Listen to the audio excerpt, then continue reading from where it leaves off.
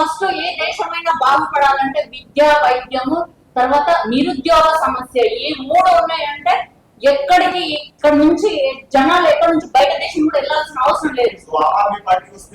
విద్య, వైద్యము, నిరుద్యోగం ఇప్పుడు ఆల్రెడీ ఉంది. ఎందుకంటే 25% మేము బడ్జెట్ ని కేటాయించాము.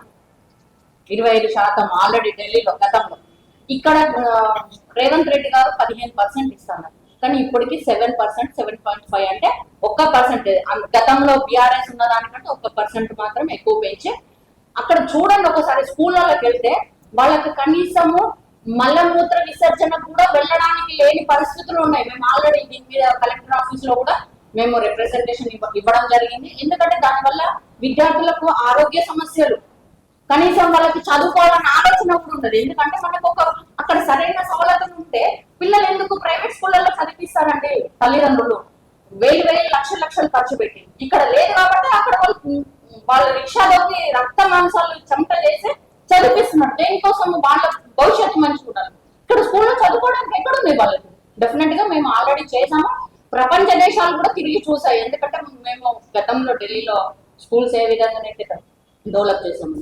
డెఫినెట్ గా తెలంగాణలో కూడా మా ప్రభుత్వం వస్తే డెఫినెట్ గా మేము అది చేస్తాం. ప్రజలకు కావాల్సిన వసతులు మాత్రం ఖచ్చితంగా మేము చేస్తాం. అక్కడ నుంచే కదా ఇక్కడ కాపీ కొట్టి చేశారు. బస్సు ఫ్రీ బస్ అని, కరెంటు ఉచిత కరెంట్ అని కొట్టుకొని చనిపోతున్నాడని తప్పండి. అలా మాట్లాడడం తప్ప. అదెందుకు ఢిల్లీలో కొట్టుకొని చనిపోలేదు? కొట్టుకొని ఎందుకు చనిపోలేదు? ఢిల్లీలో కూడా అది అన్ని ఒట్టి ప్రచారాలు. ఎందుకంటే వేరే పార్టీ వాళ్ళు చేస్తున్న స్టంట్స్ అవన్నీ స్టంట్స్. అది ఎందుకు అంటే మగవాళ్ళ ఆడవాళ్ళకు వచ్చేసి ఫ్రీ ఇచ్చినట్టే ఇచ్చేసి మగవాళ్ళ జేబుల నుంచి కొడుతున్నారు. బర్త్డేని వచ్చేసి మళ్ళీ ఫ్యామిలీ మీదనే వేస్తున్నారు. ఎవరైనా పైసలు పెట్టి మనం ఒక వస్తువు కొనుక్కున్నప్పుడు మనకి సీట్ దొరకట్లేదనే కదా అక్కడ గొడవలు జరిగేది. ఆడవాళ్ళు కొట్టుకునేదా అంటే ఆ విషయంలో. ఎందుకంటే సీట్లు దొరకట్లేదు.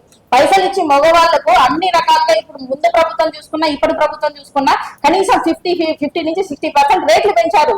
ఏంటిది? బస్ రేట్లు. అప్పుడు పైసలు ఇచ్చి కూర్చోకుండా వస్తే వాళ్ళు అడుగుతున్నారు. వాళ్ళకి సీట్లు ఇవ్వకపోయినందుకు వాళ్ళతో వీళ్ళు గొడవలు, మగవాళ్ళకి ఆడవాళ్ళకి గొడవలు అవుతున్నాయి.